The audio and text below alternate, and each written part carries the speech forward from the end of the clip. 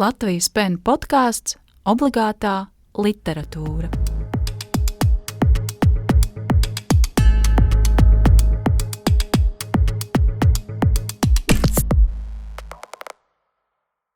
Šajā obligātās literatūras sērijā es sarunāšos ar arhitekti Rutu Rinkuli.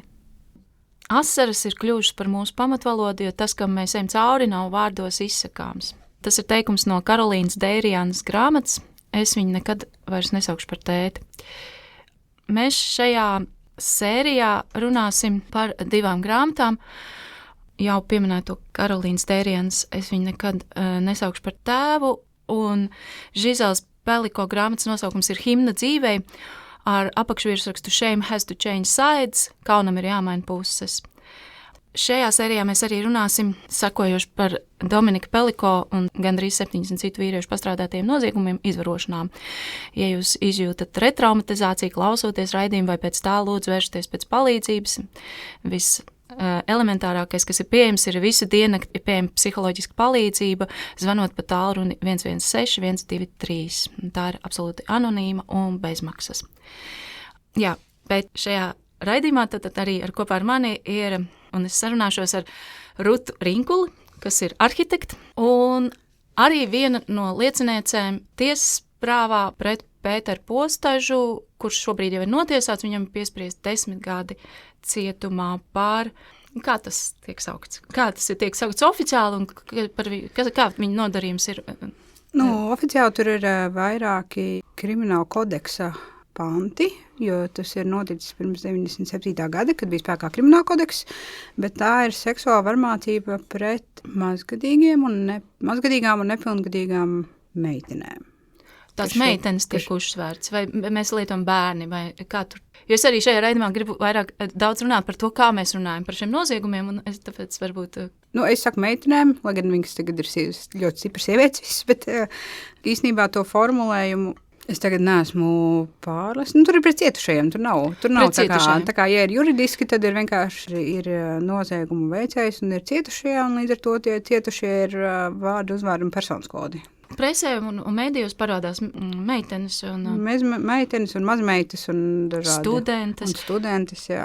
Un kamēr varmāka joprojām visos mēdījos, kuros skatījos, tiek saukts par gleznotāju, un tas tiek uzsvērts, un tas parādās kā pirmais vārds gleznotājs Pēters Postažs, tad tiek, protams, arī pieminēts viņa vecums, kurš ir 80 gadi, ja?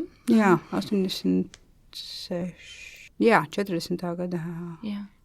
Jā, bet labi, es vispirms gribētu iepazīties ar tevi un arī, lai tu pastāsti par savu arhitektas pieredzi un par to. Jā, es patiesībā kļuvu par arhitekti tādēļ, ka mana vecmāmiņa Iveta Postaža bija draudzene ar arhitektu Martu Staņu.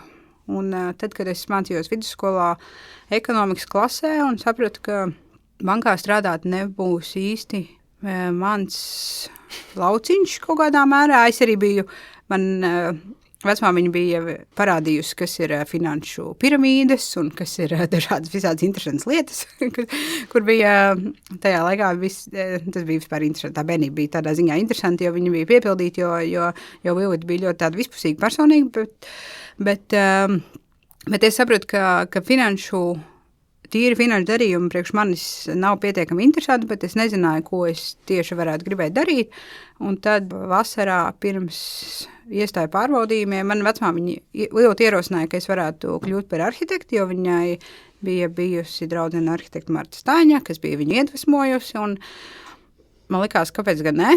Es pamēģināšu, un es mācījos zīmēt, lai, kā visi, kas vēlas kļūt par arhitektiem, mācījos zīmēt, lai iestātos Tehniskajā universitātē. Tur es neiekļuvu un aizgāju uz Rīgas celtniecības koledžu. Un tad pēc tam visu kaut kur vēl izmācījos, bet šobrīd esmu certificēta arhitekte. Bet kas tev patīk arhitektūrā? Pastāsti kaut ko. Arhitektūrā, tas, ko īstenībā neuzzina studiju laikā ļoti daudz cilvēki, bet cerams uzzina strādājot, ir tas, ka arhitektūra ir ļoti ietveroša un vispusīga profesija. Tādā ziņā, ka tev ir ne tikai jāizdomā tehniski un vizuāli risinājumi, bet tev ir jābūt ar izpratni par to, cik tas maksās, ar izpratni, cik ilgi tas kalpos, cik ilgi tas kalpos funkcionāli, cik ilgi tas var kalpot sociāli, kā kaut kādas ēkas būves vai risinājumus var pārveidot un pārizmantot vēlāk. Tev ir jādomā par cilvēku dzīvēm, tā kā kritiski jāvērtē, ko viņi vēlas no tevis, jo viņi nav profesionāļi, un tamdēļ ir ļoti bieži ir vieta diskusijai par to, vai cilvēks atnācis pie tevis ar jautājumu par, piemēram, 350 kvadrātmetru privātu māju Raiskumā, vai tas ir pamatoti no absolūti jebkāda, ne tikai finansiālā, bet arī viņu pašu nākotnes vajadzībām un interesēm un tam līdzīgi, un līdz ar to tad vēl nāk klāt kaut kāda pilsētu plānošana un dabas klātbūtne vai neklātbūtne dažādos objektos, un līdz ar to tā arhitektūras joma ir ļoti, ļoti plaša. Ir tā, ka savijās ļoti daudz dažādas tēmas kopā, arī tehnoloģijas un vēl kaut kas. Līdz ar to viņa ir ļoti interesanta. Tas, protams, brīžiem nozīmē, ka tā skatīšanās ļoti daudz virzienos vienlaicīgi nav varbūt ļoti viegla. Un, protams, ir, ņemot vērā, ka katrā projektā, tūkstošiem komponentes ir, tad ir kaut kāds diezgan liels risks palaist kaut ko garām. Tāpēc tam vajag laiku. Man liekas, ka nedrīkst steidzināt, un tad, ja sāk steidzināt to procesu, tur neizbēgam kaut kas pazūd. Viens vai otrs fokus, tu vienkārši nevari noturēt fokusu, ja tev vēl ir arī jāsteidzās. Tā kā līdz ar to tā kā arhitekts strukturē sabiedrību kaut kādā veidā, nevis strukturē sabiedrību, bet viņi strukturē mājas, kurās viņi dzīvo, un kaut kādā veidā viņiem ir jāņem vērā arī visas sabiedrības struktūras, dažādas ietekmes, un kaut kādā veidā arī tad process notiek apusē, arī arhitekti ietekmē to sabiedrību, varbūt dažreiz pat ļoti tiešā veidā, veidojot tās mājas, un dažreiz ļoti netiešā veidā veidojot to vidi. Un kā tu saskati, vai tā arhitektoniskā pasaule ir līdztiesīgi iekārtot, vai viņi ir iekārtot ērti priekš visiem, vai? Jā, noteikti nē. Sākot ar to, ka elementārām lietām, ka manā birojā, kurā es strādāju, nevarētu, lai gan tas darbs ir lielākoties absolūti statisks tādā ziņā, ka tu sēdi pie datora un strādā. Mūsu birojā tamdēļ, ka viņš atrodas Āgenskalnā vēsturiskā ēkā, nevarētu strādāt cilvēks, kurš nevar iekļūt tajā ēkā. Ar kustību traucējumiem vai ir arī tās tehnoloģijas. Iespējams, ka es neesmu pētījusi, iespējams, ka tehnoloģiski ir risinājumi, kā var redzes traucējumiem vai savādāk lietot tās programmas. Lai gan nezinu, es esmu arī naiva reizē. Bet tādā fiziski, jeb šo fiziskā aspektā noteikti mums būtu ļoti daudz, ko, man liekas, ka pat arī augstskolās nevar īsti lāgā tikt iekšā visās. Es par to neesmu pārliecināta, bet man liekas, ka diemžēl. Bet, ja runā par vidi tādu tā kā sociālu vidi, tad ir tā, ka es esmu pamanījusi, ka es apzināti esmu pieņēmusi lēmumu nebūt ļoti sievišķīga, lai mani uztvert nopietnāk. Es to sapratu samērā nesen. Man gan ir veicies ar to, ka es strādāju, teiksim tā, mēs strādājam ar samērā mazu sabiedrības daļu, kas var atļauties un saprot jēgu maksāt pilnu cenu par mūsu pakalpojumu, un tas nozīmē, ka mēs strādājam ar tādu, es negribu izklausīties šausmīgi elitāri noskaņotu, jo es tādu neesmu, bet mums ir paveicies ar to, ka mums ir saskarsme ar cilvēkiem, kuri ir ērtā un drošā vietā paši, un tāpēc viņiem nav vienam otram jāuzbrūk dažādi citi iemesli dēļ. Tāpēc man neviens neuzbrūk ne būvlaukumā, nekur. Es pat nesen īstenībā sapratu, kad pirmo reizi, kad es aizbraucu uz būvlaukumu mājai, ko mēs tagad būsim pabeiguši, es izdomāju, ka es braukšu ar velosipēdu no Rīgas uz Jūrmalu. Es aizbraucu galā, un es novilku tādu garroci, un man palika apakšā tāds sporta krūšturs, un es pat jutos, tad pēc kāda brīža es sapratu, ka varbūt tā, varbūt nevajag darīt, jo tur ir kādi 7 džeki kaut ko tur dara, un es vienkārši novēršu varbūt viņiem uzmanību. Tā kā nevis tāpēc, ka es būtu kaut kāda baigā bomba, bet tādā ziņā, ka es vienkārši sapratu, ka varbūt ka tā nevajag darīt, un tad es nomierināšu. Jā, tā kā Handmaid's Tale kalpones stāstā nevajag kārdināt tos nabaga vīriešus, jo viņi tā kā, kā to tu saprati un to tu atcerējies, tas no arhetipiskās tavas apziņas atnāca tev, kad, šis nav pieņemam, kaut arī ļoti karsts un tu esi nosvīdus. Jā, es tā kā sapratu, ka tas nav pieņemam, bet es arī nejūtos apdraudēta. Tādā ziņā, ka tā doma radās nevis tāpēc, ka es justos apdraudēt vai kāds uz man skatītos, bet tāpēc, ka es vienkārši esmu iemācījusies, ka tā nevajag darīt. Tā.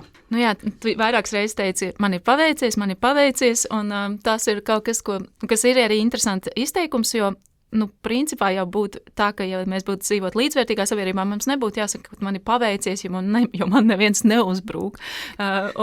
Būtu tā kā, viss ir līdzvērtīgi, ietves ir, pilsēta ir piemērota māmiņām ar ratiņiem, pilsēta ir piemērota sievietēm, kurām nāks vienreiz mēnesī asiņot, un tā tālāk. Protams, šīs, manuprāt, mums vēl nav, bet, un arī tu minēji ļoti svarīgu lietu, ka tu tomēr apzinies, ka tomēr mazliet tu izkļūsi, tā kā izvēlēsies to savu vīrišķo daļu izcelt, lai tev it kā uztvert nopietni.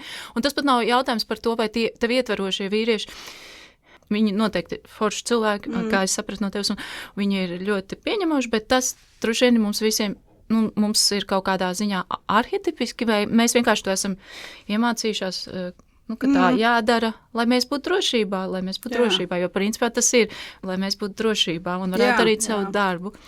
Bet... Man bija, piemēram, iepriekšējā darbvietā, kur strādāju, tas ir tagad jau vairāk kā 10 gadus atpakaļ, bet bija ļoti karsta vasaras diena, un mans stābrīšu priekšnieks prasīja, vai kādam ir velosipēds, ko aizņemties, jo vajag tikt, bija sastrēgums, vajadzēja tikt pār tiltam, un es saku, man ir velosipēds, un tad viņš ir tas sieviešu, un viņš neaizbrauc ar to velosipēdu, tāpēc, ka viņam bija nepareizais rāmis. To... Kā viņš brauks ar sieviešu rāmi? Kāds paskatīsies un padomās. Tā kā man ir droši vien, kad sakrājusies tā pieredze, kas man liek pieņemt secinājumus, ka, ja tu vēlies izvairīties no dažāda veida, piemēram, mobbingu iespējams, tad ir jābūt neuzkrītošākai un vairāk jāieplūst.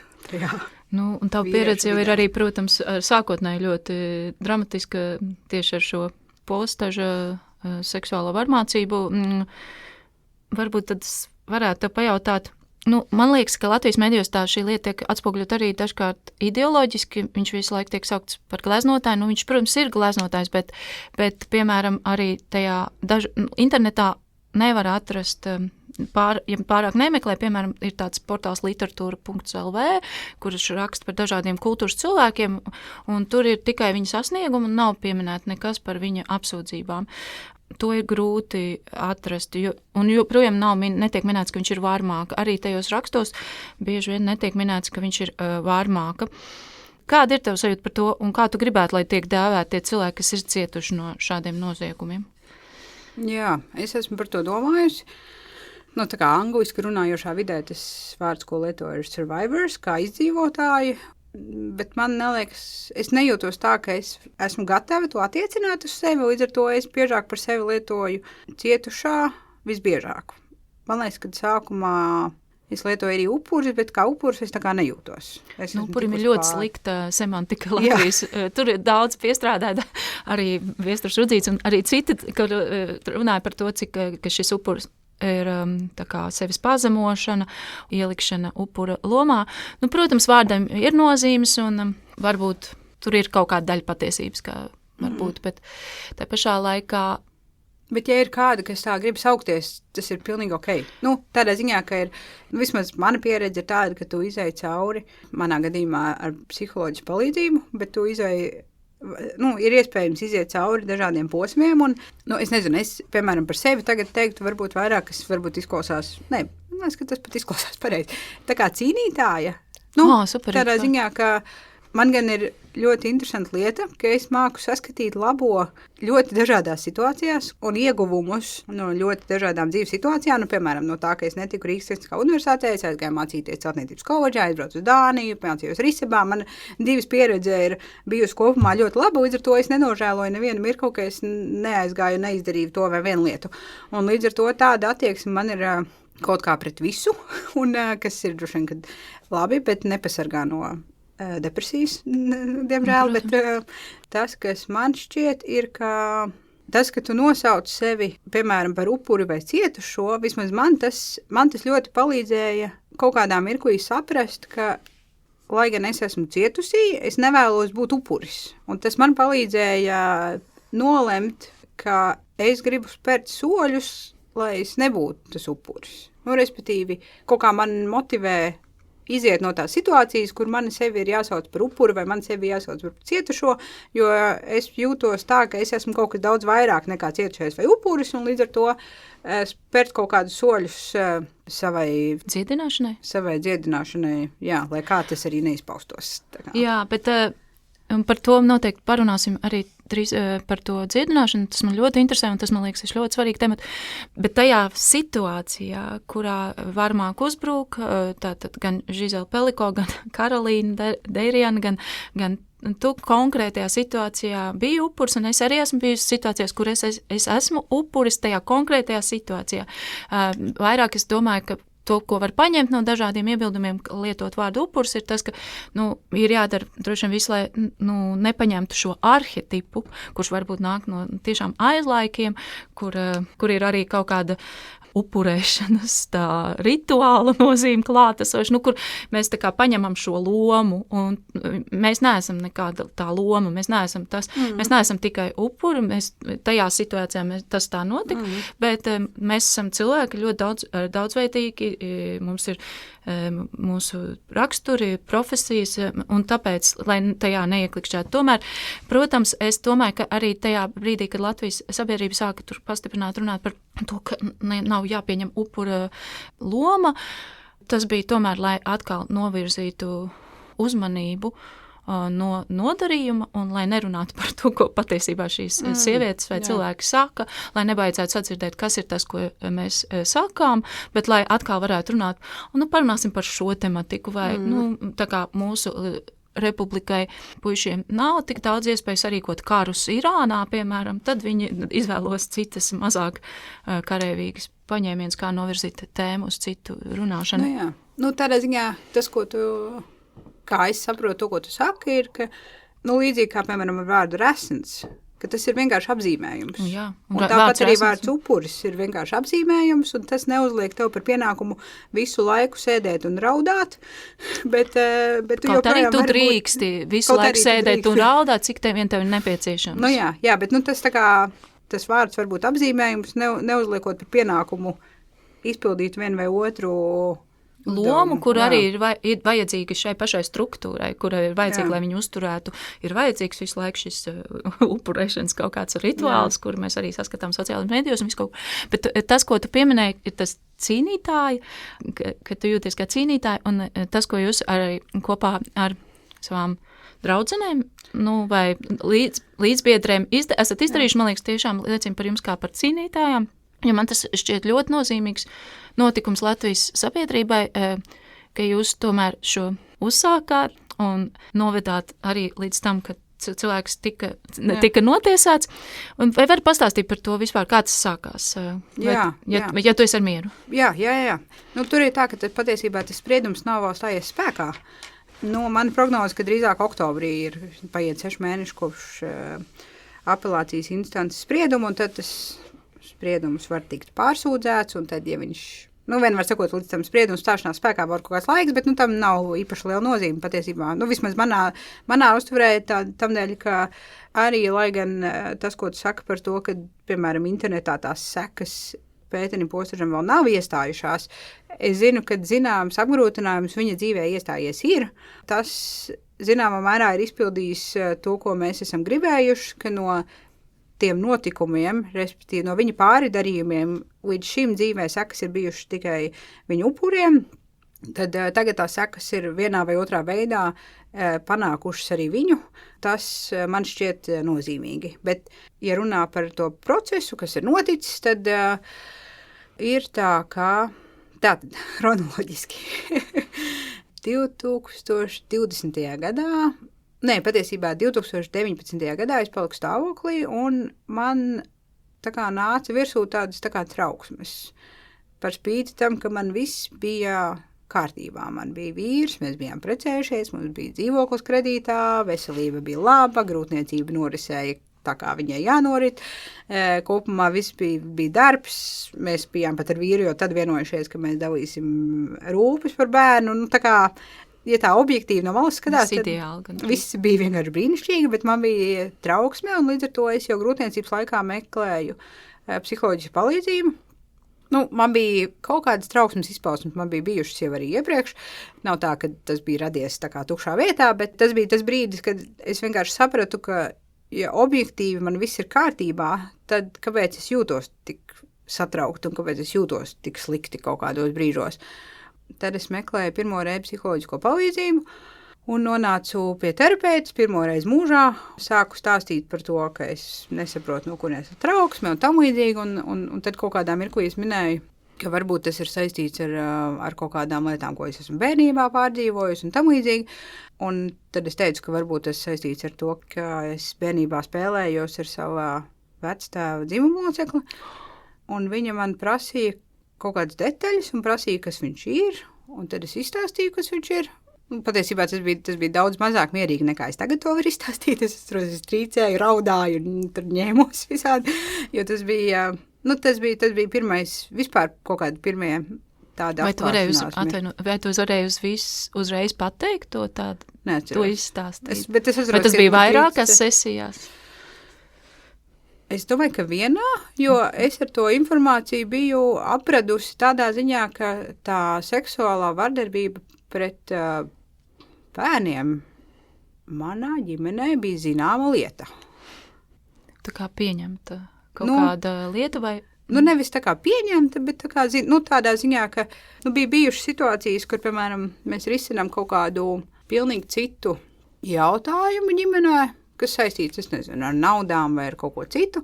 Un tad kaut kādā brīdī mammai tiek pārmests, ka viņa nav pasargājusi.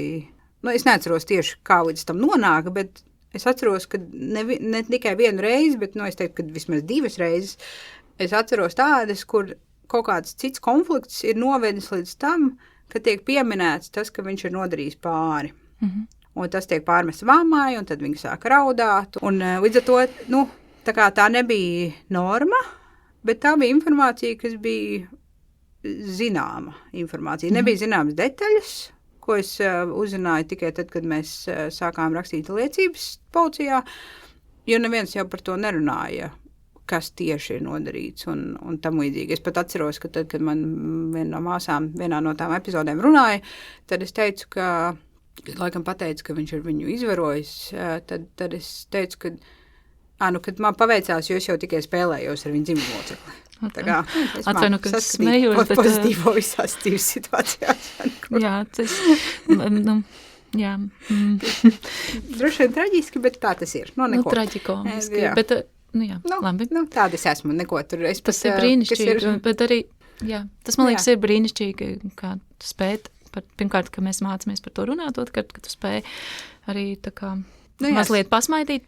Tā pašā laikā, protams, šīs situācijas vienkārši nav salīdzināmas, vai ne? Protams, tas ir kaut kas, kurš nestrādā tajā dihotomajā mūsu sabiedrības struktūrā, kur ir jebkurš pārdarījums, vai šajā gadījumā, kad mēs runājam par seksuālu varmācību pret bērniem, tur nav mazāki un lielāki, jo viņi ir konkrētiem cilvēkam konkrētajā laikā un ļoti traumatiski, un tas ir saistīts ar nervu sistēmu un psihiju, un tā kā tas nav izvērtējums, kā tas ir ciets vairāk, tas ir ciets mazāk, kur mēs arī varēsim, es vēlāk varbūt parunāšu par to tieši arī par Žizeles un Karolīnas pieredzi, kura ir tieši arī šī lieta, kura Žizele šķietam ir cietus ļoti, ļoti daudz, un Karolīna it kā mazāk, bet tas nav šādā veidā salīdzināms, manuprāt.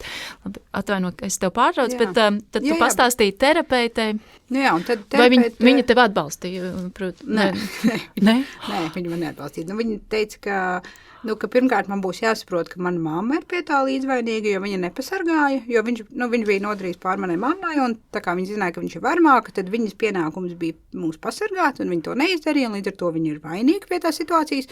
Un otrkārt, ņemot vērā, ka viņš ir mākslinieks, un mākslinieki ir tādi savādāki cilvēki. Viņiem ir bohēma un tam līdzīgi līdz ar to. Vēl man liekas, ka tika minēts par to, ka seksa jau padomu laikā vispār nebija. Tur bija tik daudz lietus, kas bija retraumatizējošas. Jā, pat tādā ziņā, ka es pat sēdēju, un lai gan tajā laikā es nebiju nelasījusi par literatūru, par to, kā jūtās vai kā jājūtās upuriem, vai kā tas notiek, vai kādas ir sekas. Es neko no tā visa vispār nezināju, un es nebiju par to interesējusies, jo man tas nebija bijis aktuāli kaut kādā mērā manā dzīvē. Tāpat es sēdēju tajā kabinetā, un man bija skaidrs, ka tas, kas tiek runāts, ir pilnīgs vaiprātības. Un tad pēc kaut kādām dažām terapijas reizēm, kad es pēc tam, tas notika Pārdaugavā, un tad man bija ar velospēdu jābrauc atpakaļ uz mājām pārti jautājumu, un es atceros, ka katru reizi es izejot no tā kabineta, es zvanīju vīram, un mēs pa telefonu pārunājām to, kas tikko bija noticis. Tā kā traumas pārstrāde. Man liekas. Un vīrs izdarīja terapeitas darbu, vai nu... Jā. Un faktiski bija tā, ka kaut kādā pēdējā reizē es teicu, ka man liekas, ka man ir lielāka jēga no tā mūsu savstarpējām sarunām nekā no tās terapijas, līdz ar to es pārtraucu uz turien iet.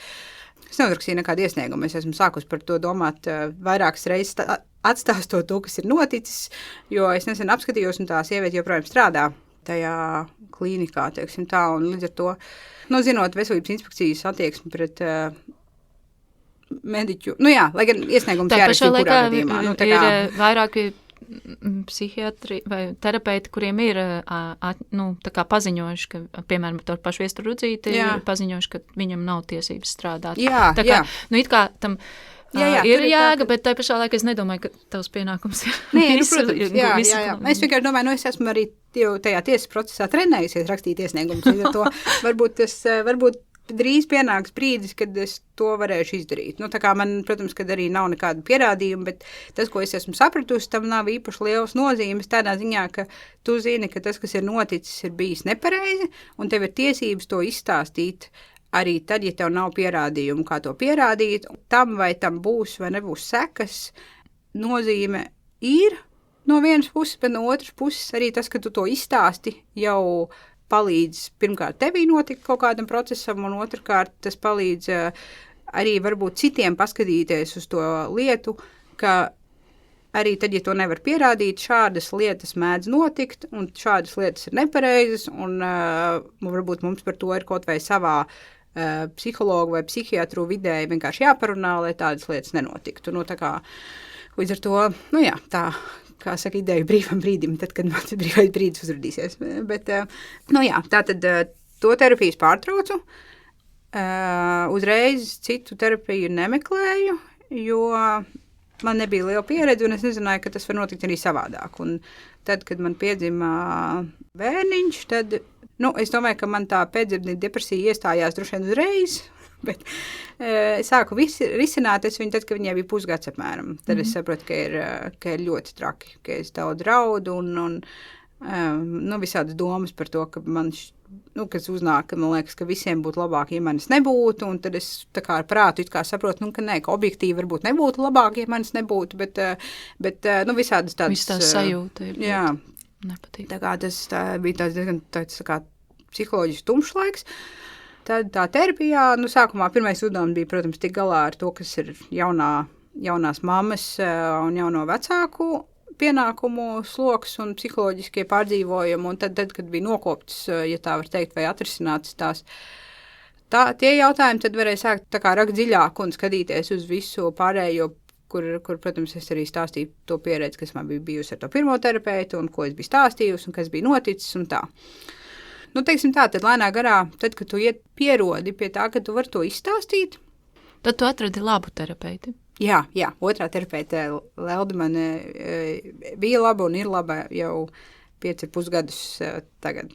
Un tad lēnā garā tu saproti, ka tā nav bijusi tava vaina, un ka tu pie tā neesi atbildīgs, un varbūt, ka citiem cilvēkiem, kas ir pārdzīvojuši kaut ko līdzīgu, arī ir kaut kādas tādas pašas šaubas un bailes un kauns un kaut kādas emocijas, un līdz ar to es uzrunāju savas māsas par to, vai viņas gribētu, lai mums būtu čats, kurā mēs varētu runāt par notikušo un kurā mēs varētu dalīties ar kaut kādu svarīgu vai praktisku vai kaut kādu informāciju. Piemēram, ir visādi Instagram konti, kur ir atbalstoši vai atbalstoši saturs un viss kaut kas. Kā varētu dziedināt sevi vai Jā. Un liela daļa es nezinu, vai liela daļa. Tie, ar ko es esmu saskārusies, tie ir bijuši noderīgi, un līdz ar to man ir bijusi vēlme dalīties.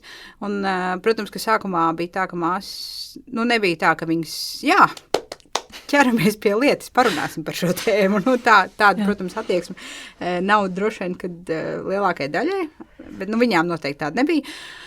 Un līdz ar to, bet viņas piekrita.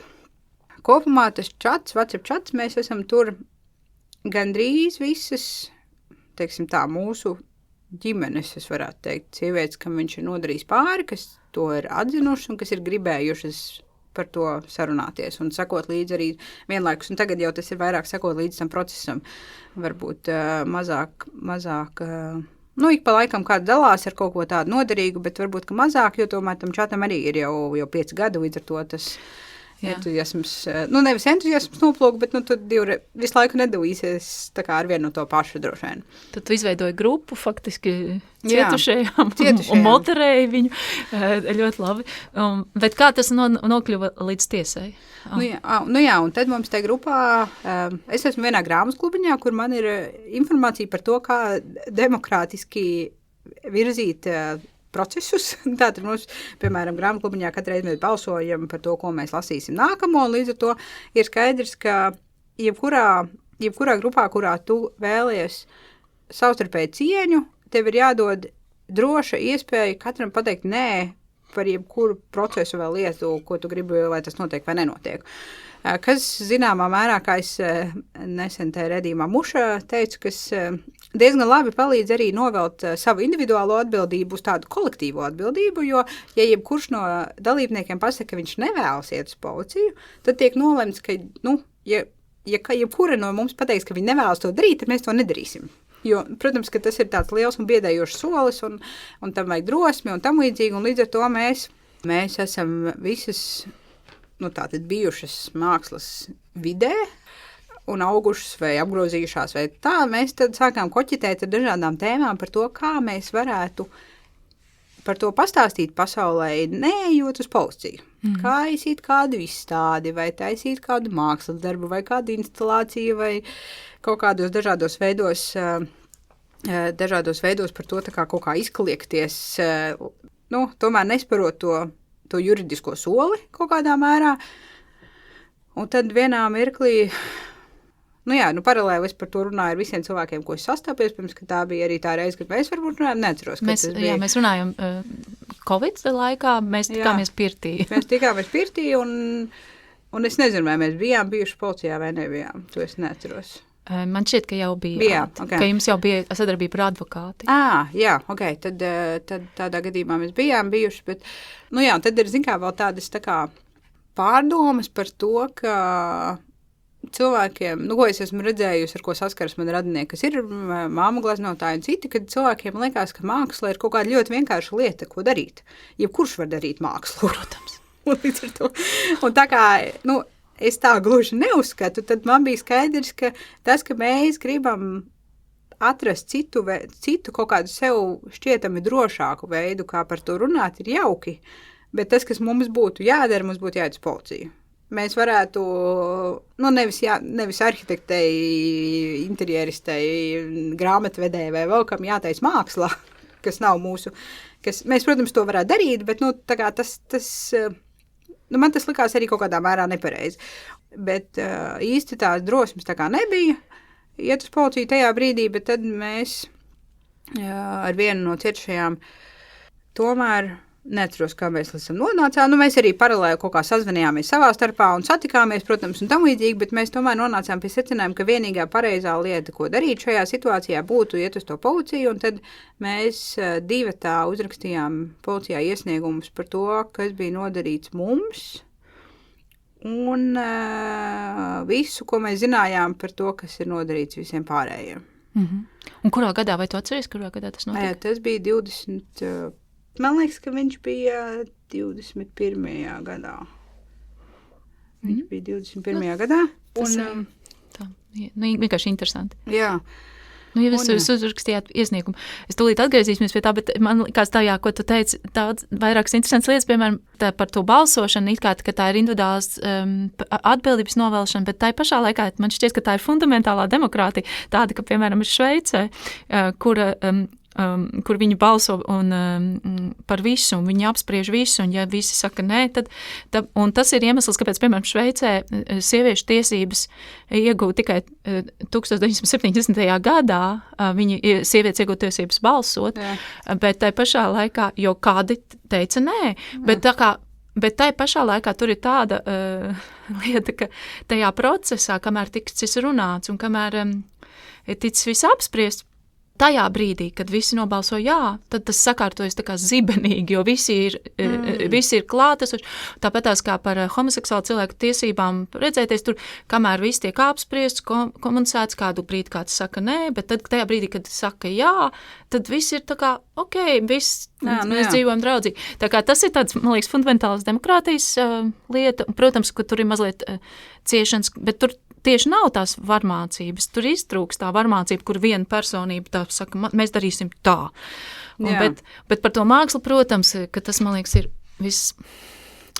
Es noteikti arī izmantoju šo mākslu, lai runātu par piedzīvotu varmācību, un tas ir tas veids, kā es to daru, bet no vienas puses tā ir izvairīšanās, no otras puses tā ir arī vienreizēja iespēja tomēr to darīt. un ja kādam ir nepieciešams to runāt mākslā, tad lai tikai cilvēki runā mākslā. Jā.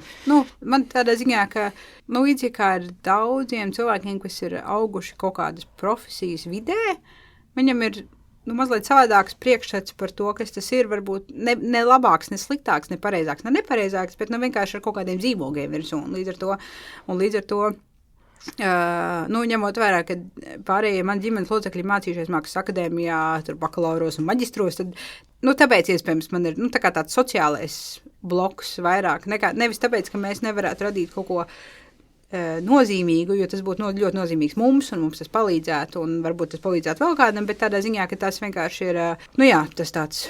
Jā, tad cilvēks var izteikties, kā vien viņš vēlas, viņš var par piedzīvoto varmācību stāstīt savai terapeitē, viņš var rakstīt dienas grāmatā, viņš var pastāstīt saviem draudzenēm, viņš var nepastāstīt nevienam, bet tik un tā tapt dziedināts, jo apzināties vai kaut kā pierakstīt, bet, protams, arī tad, ja cilvēks par to runā mākslā, tas, man liekas, ir ļoti nozīmīgi, jo tas arī var sasniegt sabiedrību, bet tai pašā laikā man jūsu izdarītais šķiet vienkārši tā kā ordeņu vērts, jo tas tomēr ir iznesis šo problēmu gan jurisdikcijā, gan sabiedrības tajā virskārtā, kur cilvēki tagad par to runāt un ieraug. Protams, arī cietušie daudzi ieraug, ka tas nav noticis tikai ar mani, bet arī sabiedrība beidzot var sākt runāt, kas tas ir, kā tas ir iespējams, ka mūsu sabiedrībā šādas lietas notiek un notiek ļoti daudziem cilvēkiem, un tad beidzot var sākties kaut kādas pārmaiņas. Jo, kā tu saki, ne visi ir mākslinieki, bet likumi ietekmē visus, un sociālajos tīklos ir gandrīz visi. Un tad, kā tas notika tālāk? Mēs tātad 2 uzrakstījām tos iesniegumus, kurā bija pieminēti visi, vai viņas to gribēja vai negribēja, un tas bija mazliet, mēs paši pārbraucām pāri savai demokrātijai, tādā ziņā, ka neviens nedzīvo mūžīgi, un iespējams, ka tie tempi, kuros viens vai otrs bija gatavs runāt vai nebija gatavs runāt, bija dažādi, un tajā mirklī, kad policija saņem to iesniegumu, viņi atsūtīja pavēstis par nepieciešamību ierasties policijas iecirknī, ne tikai mums 2 un Pēterim Postažam, bet pilnīgi visiem, ko mēs bijām pieminējuši. Tad mēs atvainojāmies un teicām, ka mēs nezinām, ka tas tā būs un tam līdzīgi, bet kopumā tas deva drosmi tomēr lielākajai daļai izstāstīt. Vienalga, vai viņas izvēlējās būt cietušās tajā krimināla procesā vai izvēlējās būt tikai liecinieces krimināla procesā, jo to var izvēlēties, un tā starpība ir tāda, ka lieciniekiem nav jāiet uz katru tiesas sēdi un nav jāsako visam tam tā ļoti tuvu līdz, bet arī nevar pretendēt uz kaut kādām tur kompensācijām un ko. Bet tādā ziņā, ka tu vari vienreiz izstāstīt, un ar to vajadzētu būt pietiekami. Un tad sākās tas krimināla process. Es gribu izstāstīt, ka tajā policijas iecirknī ir tā, ka policijā viņi ir daudz mācījušies, un viņi mācās, es domāju, katru dienu un visu laiku. Un, protams, noteikti ne visiem un ne visur ir vienāda pieredze, bet mūsu pieredze bija ļoti iejūtīga, empātiska un ļoti pozitīva tādā ziņā, ka mēs neviena no mums netika vainota par to, ka tas ir noticis tik vēlu. Protams, tiek uzdots jautājums, kāpēc tagad un kāpēc varbūt vai tik ilgi gaidīja, tādā izpratnē, lai vienkārši saprastu, kāpēc tas tā notiek, bet tajā nebija absolūti nekāda vainošanas komponenta, un tas bija kopumā ar to, ka mēs bijām pirms tam runājuši ar to advokātu. Vienmēr sakot, pirmo reizi dzīvē krājās pieredze, kad tu to stāsti, un tevi pretī, nav tā, ka pilnīgi visi tevi vaino un visi tevi pārmet un tam līdzīgi. Ir tā, ka izrādās, ka, ja tu sāc runāt ar citiem cilvēkiem, nevis ar tiem cilvēkiem, ar ko tu esi visu laiku runājis, tad izrādās, ka uz to nodarījumu cilvēks skatās pilnīgi savādāk, nekā to esi pieredzis. Un tā bija tāda arī atsvaidzinoša pieredze no tāda viedokļa, ka, protams, ka ģimenē ir kauns un vaina un visādas lietas, kas traucē objektīvi skatīties uz lietām, un līdz ar to tā kā tu to iemācies, tad tev liekas, ka visiem ir tāds pats skatījums, bet tā mana pieredze liecina, ka tad, kad tu sāc runāt ar cilvēkiem ārpus savas ģimenes, tad izrādās, ka viņiem īsti nav personīgas ieinteresētības tajā stāstā, un viņi var objektīvi paskatīties uz situāciju, kur, pieņemsim, 55-gadīgs vīrietis ir izdarījis pāri 5-gadīgam bērnam, un tas ir slimi, traki un krimināla noziegums. Un tas, ko tu saki, ir ļoti iedrošinoši. Jā, tātad policija tā bija laba pieredze. Tā bija ļoti laba pieredze, jā. Lai gan, viņa pat nebija ilga, tur bija, varbūt pāris reizes jāaiziet.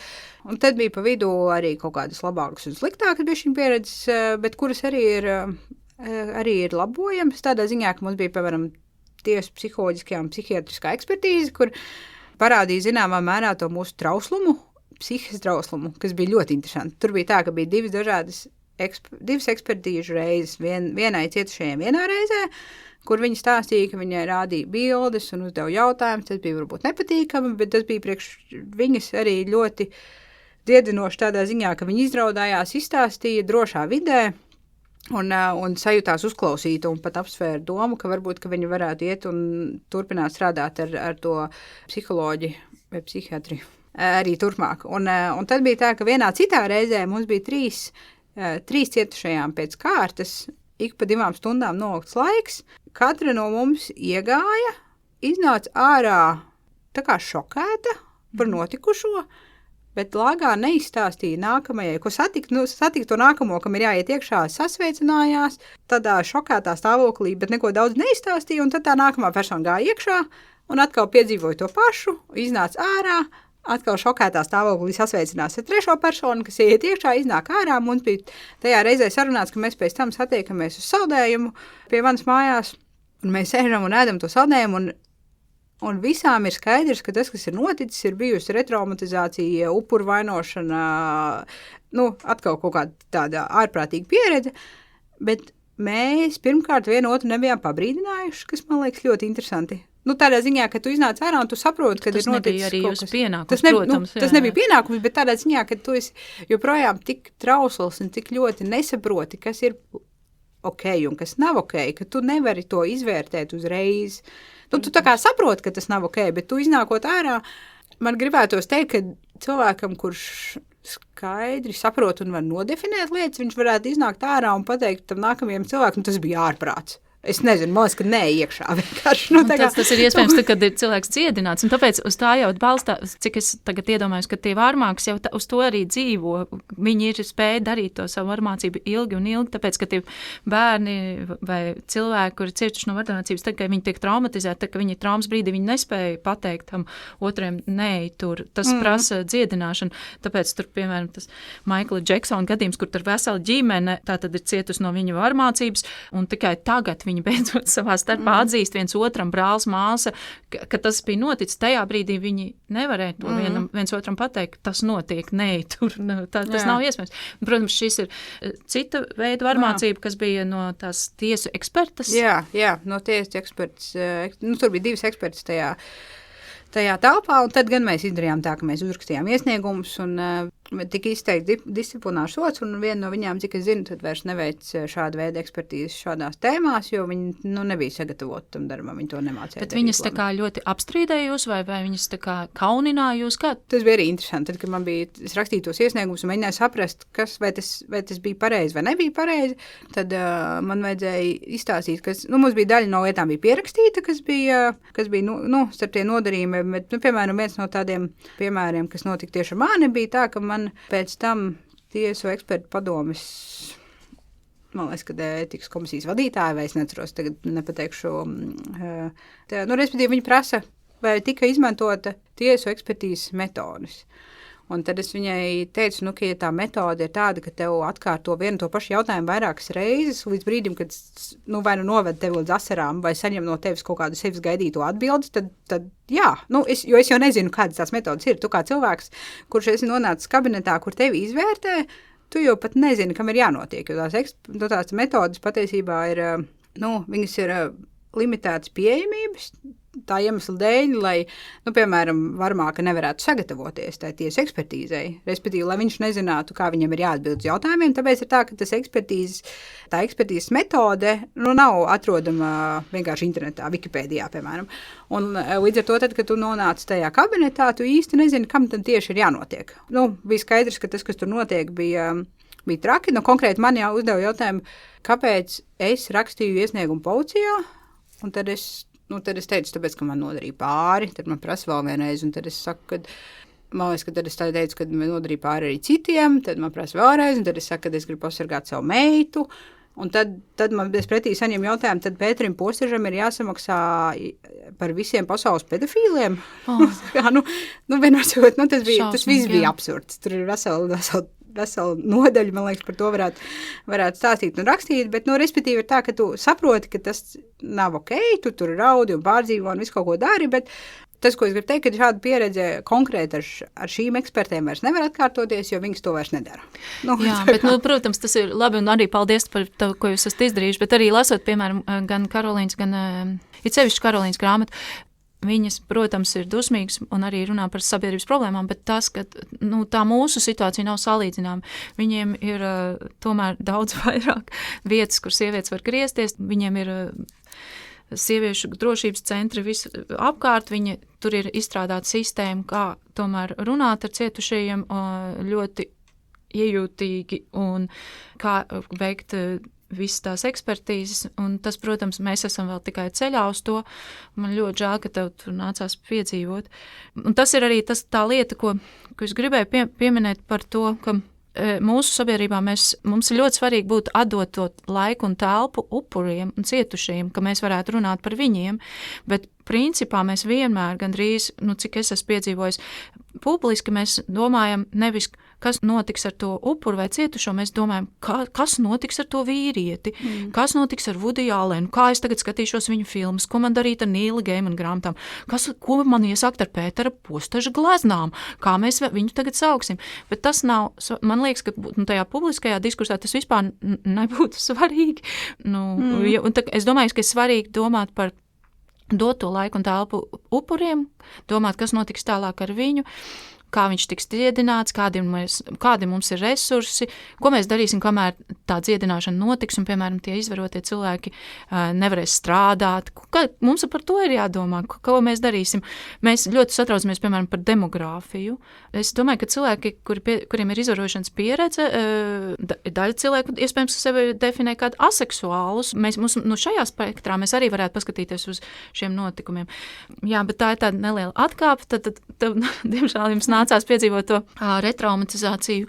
Arī tiesu eksperts, jūs arī uzrakstījāt iesniegumu, viņas tātad abas vai viena no viņām nestrādā vairs. Un kas notika tālāk?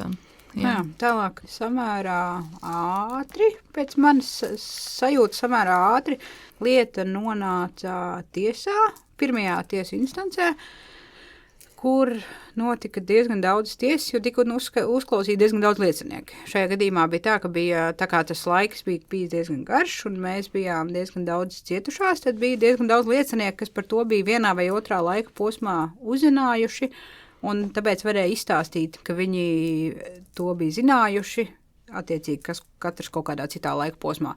Un tāpēc bija tā, ka bija diezgan daudz tās tiesas sēdes, bet kuras rezultējās ar notiesājošu spriedumu, kur par daudz un dažādiem seksuālu raksturu noziegumiem tika piespriesti 3 gadi nosacīti Pēterim Postežam.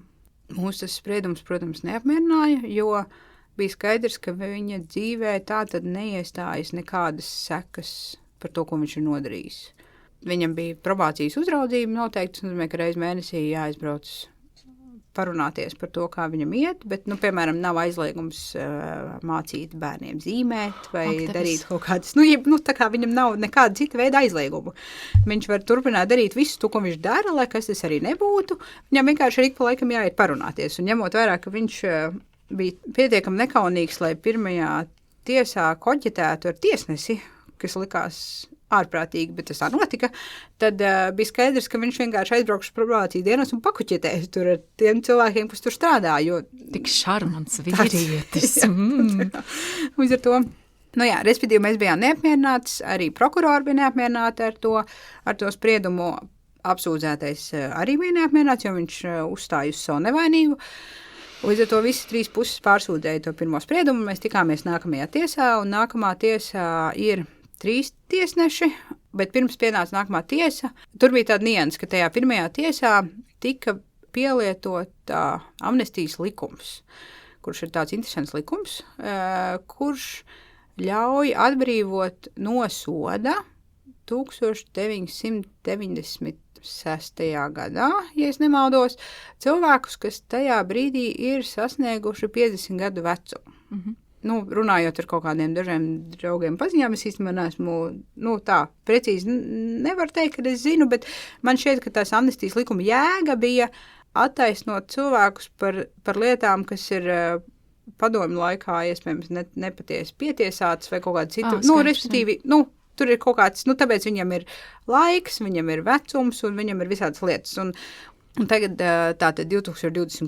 gadā, tiesa izvelk šo amnestijas likumu un paziņo, ka viņš ir atbrīvojams no tā soda, balstoties to amnestijas likumu, lai gan tas, ko viņi tā kā nebija pamanījuši, ka viņam tajā brīdī bija 46 gadi, nevis 50. Okay. Tātad uz viņu neatiecās. Tad uz viņu viņš vispār neatiecās. Tādā ziņā, ka man gribas teikt, ka tur bija pat tāda neuzmanība, vai neuzmanība, vai vienkārši cerība, ka tas aizies. Ka aizies un neviens nepamanīs. Tā kā līdz to es pat, tā kā tagad es saku neuzmanību, lai gan tajā mirklī tā sajūta bija tāda, ka to es tā kā pievilcu no tās tiesas puses, tāpēc, ka man tas prasīja 20 minūtes pie pusdienām pārbaudīt. Tas likums ir super īss, viņš ir tā kā uz 2 lapām, un līdz ar to, tā kā, ja es būdama neprofesionāli to var pie pusdienām saprast, tad drīzāk tā nebija tā kā neuzmanība, bet un līdz ar to tas, ko mēs domājām no savas puses, ir, ka ja tai lietai būtu bijusi publiska uzmanība, diez vai tas tā būtu noticis. Lūk, un tad šeit maziņš tas ir pienājums, tad Žizela Peliko sākumā, es neatceros, vai es pieminēju, bet tātad Žizelas Peliko lieta ir tāda, ka viņas vīrs viņu 10 gadus sazāļoja un izvaroja, bet ne tikai izvaroja pats, bet arī aicināja vīriešus no Mazanas šīs pilsētas, mazā ciemata faktiski, arī piedalīties un izvarot viņu, kamēr viņi bija nemaņā, un tad viņu par to uzzināja 20. gadā, man liekas. Un tas notika faktiski pateicoties vienam universāla veikala sargam, kurš video kamerās ievēroja vīrieti, kurš filmē sievietēm zem svārkiem, un šis sargs, pateicība viņam mūžīgi, pierunāja šīs 3 sievietes iesniegt sūdzību policijā. Viņas negribēja it kā no sākuma, bet viņš viņas pierunāja. Un tad policija aizturēja Dominiku Peliko, paņēma viņa telefonu, ieraudzīja tur sarakstu, kurā tiek plānotas sievas izvarošana, tad viņu atbrīvoja un sāka vākt pierādījumus. Un līdz tam brīdim, kamēr viņu arestēja, pagāja vēl 2 mēneši, kuru laikā viņš turpināja darīt to, ko viņš bija darījis tos 10 gadus, un tātad Žizela piedzīvoja vēl joprojām sazāļošanas un izvarošanas, arī tad, kad jau policija bija viņu tā kā sapratusi, kas notiek lielā mērā. Bet tas, ko es tagad aizmaldījos, bet tas, kas ir svarīgi, ir, ka no sākuma bija domāts, ka tā tiesas prāva būs slēgta, jo tā Francijā tad viņi domā, ka tās tiesas prāvas jāpatur slēgtas, lai pasargātu upuri cietušo no nevajadzīgas uzmanības, un uz to paļāvās arī pirmkārt Dominiks Peliko, bet arī visi tie 50 vīrieši, kas tika apsūdzēti šajā lietā, ka tas notiks slēgtā telpā, bet tad Žizela Peliko izlēma kopā ar saviem advokātiem, kā tā būs atklāta tiesas prāva. Un tas bija ļoti nozīmīgi. Un tāpēc mēs arī tik daudz par to zinām, un tāpēc ir visas šīs pārmaiņas un sarunas, kas ļoti svarīgi. Un, protams, arī tas, ka sabiedrība uzzināja arī šos vīriešu vārdus un uzvārdus, kuri visi ir atrodami Wikipēdijā. Pat ja daļa no viņiem jau ir izgājuši no cietuma, ja viņi dabūja 2 gadus vai 3 gadus, tomēr ir tas publiskais nosodījums, kurā viņi tā tad ir izlasām Wikipēdijā. Jā, un jūsu tiesprāva, protams, nebija publiska, bet tu minēji, ka tas Pēters Postešs, viņš noliedz to savu vainu, viņš arī koķetēja ar tiesnesi, bet kāda bija viņa komunikācija ar jums, vai viņš komunicēja ar jums, vai tev bija jākomunicē ar viņu, vai kā? Nē. Es domāju, ka tur ir 2 lietas. Viena ir tā, ka viņš ir tik ilgi bijis nesodīts, ka viņš ļoti ilgi neticēja, ka viņu var sodīt par to, ko viņš ir izdarījis. Un līdz ar to viņš to uztvēra ļoti viegli. Piemēram, mēs nesām uz tiesu kaut kādas bildes. Viņš teica, jā, tās ir manas fotogrāfijas, komunicēja par to tā kā diezgan brīvi, kas varbūt saistīts ar tām 2 lietām. Viens ir vecums, lai gan viņš vada mašīnu un 18. gadā vēl pasniedz Mākslas akadēmijā un ir pilnīgi funkcionējošs cilvēks. Tomēr tas kopā ar to nesodāmības sajūtu mums tā kā palīdzēja, ja es tā varētu teikt, no tāda viedokļa, ka viņš bez filtra, pilnīgi bez filtra runāja. Protams, tā kā ar savu filtru, ka viņš to nav darījis, tādā ziņā jā, bet visos citos aspektos uzvedās, tā kā nepiespiesti. Augstprātīgi un tā kā viņš ir varējis. Viņš stāst par savu dzīvi. Jā. Kad jūs nekomunicējāt ar viņu, un tad tiesas zālē bija arī, tu jūties kaut cik pasargāta vai droši, vai kā tas ir tā sajūta? Jo tas ir arī ļoti liels, nenormāls pārdzīvojums, tomēr arī tas, ka tas, ka tas ir jādara. Tas ir jādara, un ar šo varmāku jābūt kopā. Man liekas, Latvijā tas, ko mēs nenovērtējam, ir tā milzīgā drosme, ko jūs izdarījāt, arī par to, ka jūs runājāt, par to, ka jūs spējāt būt tiesas zālē ar ļoti uzpūtīgu, iedomīgu varmāku. Un tā pašā laikā jūs bijat bērni, kad jūs piedzīvojat varmācību, seksuālu varmācību, kas ir ārprātīgs noziegums, kas ir ietekmējis jūsu dzīvi un psihi, bet tik un tā jūs spējāt to izdarīt. Un tā kā tas ir vienkārši satriecoši. Un es te gribu nolasīt, es iztulkoju vienu maziņu fragmentiņu par to, kā Žizela saka, kad viņa ieiet tajā tiesas zālē, kas arī bija maza, bet tur bija, Dominiks bija apcietinājumā, un viņš nebija izvests, bet tur bija tie 34 vīrieši tajā brīdī, kas bija viņu izvarojuši, kas bija aicināti viņu izvarot, un tad viņa saka, un tad es viņus ieraudzīju. 34 izvarotājus, kuri nebija bijuši pirms tiesas apcietinājumā. Viņi bija jau ieņēmuši vietas tiesas zālē. Dažiem bija maskas, citi bija pārvilkuši kaputus pār galvām. Viņu vārdi bija tikuši paziņot publiski, un viņi visi vārījās dusmās. Pulks advokāti melnos talāros riņķoja ap viņiem, radot iespaidu par vienotu fronti ar apsūdzētajiem, un šķita, ka viņi pārņēmuši visu telpu tiesas zālē. Kaut arī tā bija lielākā telpa visā mājā, tiesas zāle man šķita ļoti maza, un tajā miņājās vesela orda šo vīriešu. Kad es apsēdos uz sola, kas bija rezervēts mums, viņi šķita nērti tuvu. Neviens nenolaida skatienu. Apsūdzētie vīrieši blēnza uz mani ar izaicinošiem skatieniem. Neviens no viņiem neatzīs savu vainu. Tas, man liekas, ir milzīgs spēks arī būt ar to varmāku vienā tiesas zālē. Un tomēr izdarīt to, un tad bija 3 gadi, kurus viņam piešķiprieda nosacīt, kā tas saucās, nosacīt? Jā, 3 gadi nosacīt ar probācijas uzraudzību. Jā, un tad, vai jūsu advokāti, vai kas jums palīdzēja? Tā kā, jūs iesniedzāt apelāciju, tad jūsu advokāti jums palīdzēja? Jā, mūsu advokāts. Tur bija īstenībā tā, ka viņš bija atvaļinājumā, man bija jāuzraksta pašai tā apelācija, bet man izdevās.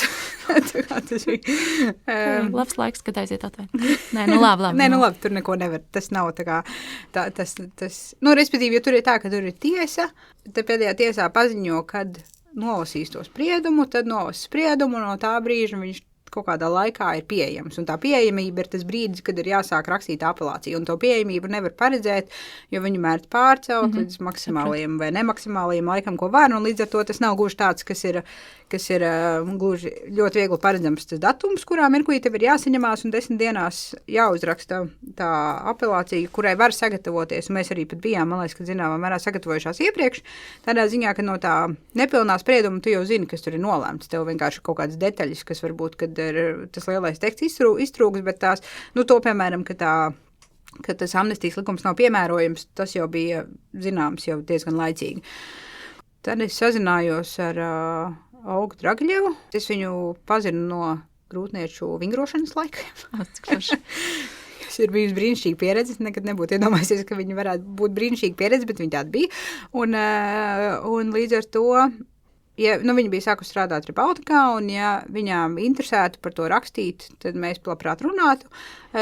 Uz to man pamudināja tas, ka atkal mums bija tā demokrātiskā vide, kur kāds ierosināja, ka vajag par to runāt publiski, un izskanēja Lato Lapsas vārds kā kādam pazīstams žurnālists, kur atkal man uzreiz bija tā kā viss tādos sarkanos karogos, un es domāju... Viņš kļūst pārāk tendencios, manuprāt. Jā, un līdz ar to bija skaidrs, ka es nepiekristu, ka viņš par to raksta, un mums bija jāatrod kāds, ņemot vērā to, ka tā tēma ir, protams, ļoti privāta, mums bija jāatrod kāds žurnālists vai žurnāliste, kam mēs visas varētu uzticēties, un tā gan bija lieta, kur mēs atgriezāmies pie demokrātijas, tāpēc, ka mēs esam sievietes ar dažādiem uzskatiem, dažādos jautājumos, un līdz ar to tas nelikās uzreiz ļoti viegli, bet bija skaidrs, ka mums ir jāatrod kāds vai kāda, kam mēs varētu visas uzticēties un visas justies droši, un līdz ar to bija tā, ka pirmajā reizē vienkārši mēs sarunājām satikšanos ar Olgu, un tad tika izdarīts spriedums, vai viņas varēs, vai visas varēs viņai uzticēties. Katra izmantoja savus izvēles kritērijus par to, kā viņas vērtē to, bet tomēr tika pielemts, ka varēs, un līdz ar to un Olga atkal Rebaltikā, viņām bija sava apsvēruma, pēc kā viņas izvēlās runāt vai nerunāt par konkrētu vienu vai otru tēmu, jo viņas jau vairāk veic pētniecisku žurnālistiku par tēmām, kas ietekmē lielāku sabiedrības daļu, nevis kaut kādu individuālu personisku stāsti. Šis stāsts ietekmē ļoti lielu sabiedrības daļu. Bet, jā, šis ir tāds stāsts, ņemot vērā arī viņa darbību kā augstskolas profesoram ilgā laikā, un ņemot vērā arī dažādus citus stāstus, kas bija par visādām nometnēm un par ārstiem un par visu kaut ko, kas bija izskanējuši, bija skaidrs, ka viņas ir gatavas šo stāstu tā kā stāstīt, ja tā to var saukt, tad tad viņi uzrakstīja. Publiski tā kā zināms, un sākumā mums bija daļa, kas gāja ar vārdu uzvārdu, es gāju ar vārdu tikai tajā mirklī. Es vēl biju vairāk cietušā nekā cīnītāja, jo man bija sajūta, ka es gribu, lai ierakstot Rutu Rinkuli, mani atrod kā arhitekts, nevis kā vardarbības upuri. Un tad tomēr tajā mirklī, kad tas raksts jau nonāca publiski, tad es saprotu, ka viss es tā vairs nejūtos. Es vairs nejūtos. Man liekas, ka kaut kādu spēku un pārliecību, ko es varbūt neizstāstīju, bet viena no tām lietām, kas man bija tad, kad man bija tā mazā meitiņa piedzimusi, bija tāda, ka man nebija pārliecības, ka es varētu uzrakstīt iesniegumu par kādu, kas nodarītu man vai viņai pāri, ņemot vērā manu pieredzi, ka es biju samērā nesen Pēteru Posteru satiku uz ielas, un es pati apstājos, lai ar viņu parunātos, un lai no viņa saņemtu apsveikumus par manām nesenajām laulībām. Es pati apstājos, lai ar viņu parunātos, jo viņš ir mans vectēvs. Un man bija skaidrs, ka es, respektīvi, man nebija pārliecības, ka ja kāds man labi pazīstams vai emocionāli tuvs cilvēks nodarītu pāri man vai manai meitai, ka es varētu par viņu ziņot. Jo mana pieredze liecināja, ka es nevaru ziņot. Es neesmu spējīga, es neesmu pietiekami stipra. Un es domāju, ka tad, kad tas izskanēja publiski, tajā mirklī, es domāju, ka es arī sevī dabūju to pārliecību, ka es varu sevi aizstāvēt, un es varu par sevi pastāvēt, un, ja vajag, es pat varu to darīt publiski. Tā kā, un tā bija arī tāda interesanta jauna pieredze. Un tad notika tāda apelācijas instances tiesa, kur uz pirmo tiesas sēdi klātienē viņš neieradās, aizbildinoties ar veselības problēmām. Pirmā reizē viņam bija veselības problēma, bet uz otro tiesu viņš neieradās, kur arī viņa advokāti bija paziņojis mūsu advokātam, ka viņam ir tā kā satraukums par to, ka tur būs ļoti daudz preses. Aha. Kas tā arī būtu bijis, jo tas tā tiesa ir nonākusi tajā letas kalendārā, līdz ar to visi zina, kurā dienā kas notiek un ir sagaidāms. Un līdz ar to tas bija tas mirklis priekš mums, kad no vienas puses tu vari bēdāties, ka nenotiek tiesa, bet no otras puses tu saproti, ka viņam ir iestājušās sekas viņa dzīvē. Viņš ir nobijies, jā. Bet tas viņš ir pamanījis naratīva maiņu, jā, protams. Labi. Tādā ziņā, ka tas bija savādā. Ja iepriekšējā tiesā viņš koķitēja ar tiesnesi, saprotu, tad kaut kas ir mainījies. Tā kā es saprotu, ka tās ir mazas lietas, bet tas ir ļoti nozīmīgs. Un paldies, ka tu pastāsti. Tas ir ļoti svarīgi, kā tas iet pa soļiem. Jā, es saprotu. Un tad pēc tam bija tiesa, kurā viņš ieradās. Kurā viņš piedalījās attālināti savas meitas mājā, kur arī ir tā interesanti par to, kad slēgtā tiesa sēdē īstenībā, ja viņš piedalās no mājas, kur viņam ir meita klāt, kas viņam palīdz visu kaut ko pieslēgt un visu kaut ko darīt, ir skaidrs, ka tā īsti nav slēgta tiesa sēde, jo viņi ir klāt un to visu dzird. Ņemot vērā, ka mēs zinām, ka viņa tāpat ir lasījusi visu to tiesas materiālu un viņam palīdz, tad mēs tā neprotestējām, lai gan varētu teorijā arī protestēt par to, kā tas notiek, bet mūsu interesēs ir tikt līdz tam, kad viņš tiek notiesāts, un līdz ar to šajā gadījumā mēs pievaram acis uz to, kad ir kaut kāda viena vai otra pārkāpuma, varbūt tajā darbībā no tāda viedokļa, ka to redz kāds, kam teorijā nebūtu tas jāredz, bet arī pēc tam, kad tas ir izskanējis publiski, tam vairs nav tik liels nozīmes kaut kādā mērā. Protams, patiesībā ir tā, ka publiski nav izskanējis viss tas, ko viņš ir nodarījis. Jā. Tā ir informācija, kas joprojām ir nezināma lielākajai daļai sabiedrības, tā kā detaļās tiešām, un tā ir informācija, ko tiešām cietušajiem ir tiesības izstāstīt vai neizstāstīt, ņemot vērā, ka tas ir noticis ar viņām un viņu ķermeņiem, un līdz ar to es gribētu teikt, ka tās lietas ir tādas, kas tomēr ir jāņem vērā, ka tās tiesības uz to privātumu, lai cik tas izklausītos jocīgi šajā kontekstā, bet viņas ir jāsaglabā un par viņām ir tā kā stingri jācīnās.